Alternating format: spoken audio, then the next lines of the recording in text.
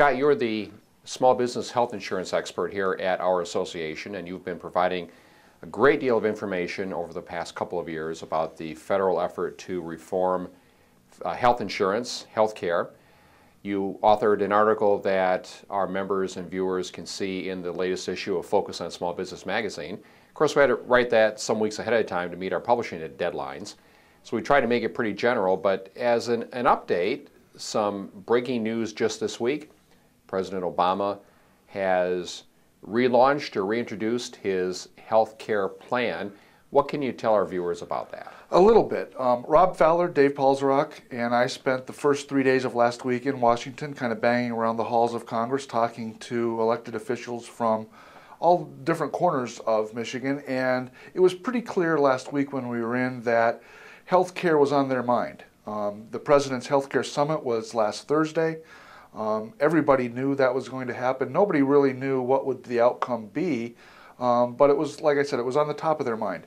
And the President and leaders, both on the Democrat and the Republican side, spent the better part of last Thursday talking about health care. Most of what came out of that was predictable, just the various positions of both the Republicans and the Democrats were, kind of restated.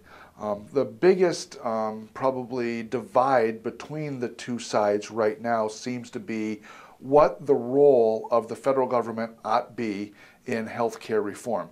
The Democrats want regulation and a centralized governance of health care. You see that in the public option. You see that in some other ideas that they have, where the Republicans want deregulation, and that's obviously two very different things. How they reconcile that will be anybody's guess. But just today, President Obama went out with the health care reform proposal Part 2 or Part 20, depending on how you want to add things up. And in that, he has offered a fig leaf of sorts to some of the Republicans trying to gain the votes that it takes to pass reform. He has offered some $50 million or thereabouts in grants that would allow states to do things differently with medical malpractice reform, and some other things that are interesting to Republicans. But the problem is the Republicans are pretty dug in on the other side. They see this issue as not in favor of the American people. They see this as a huge cost. Mitch McConnell offered sort of the Republican response to the president's proposal today, in that he estimates that the cost of the president's health care reform would be $2.5 trillion over 10 years, and also suggests that it would be the bellwether to Democrats losing control of Congress in the upcoming elections. So obviously there are lots of issues, and they are very far apart in Washington. It's still early in this debate. We'll see what happens over the coming days. But our message continues to be the problem with health care is it costs too much. Small business owners, they see the result in the premiums they pay. How do we level off or reduce those premiums?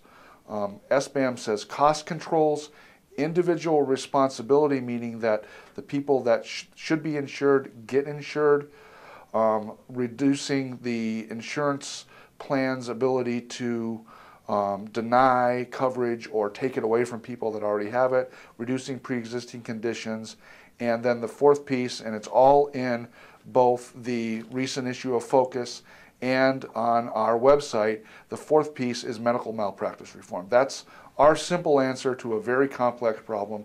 We realize it's not that easy, but at the end of the day, it boils down to four things, in our opinion, that need to happen to get at this problem.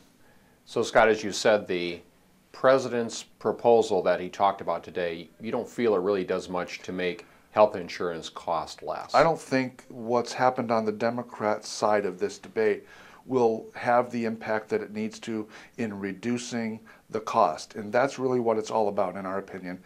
health insurance, health care costs too much, and there's no prospects that it's going to all of a sudden reverse and start costing less unless we really do something about it. We've got a big, huge bubble coming through called the baby boomers. You've got new medical technology. Those two things alone are driving costs right now upwards. We've got to find a way to get our arms around those things and the other components that are raising the cost of health care, and in turn raising health insurance premiums. Scott, on our website we have a health insurance forum where we seek feedback, ideas, suggestions from Yes. our members. Is that helpful for you if our members go to that forum and enter their feedback? Absolutely, because that tells us what you're thinking as a member. You know, I've been around this issue for a long time, but I'm not paying the premiums myself. Our members are.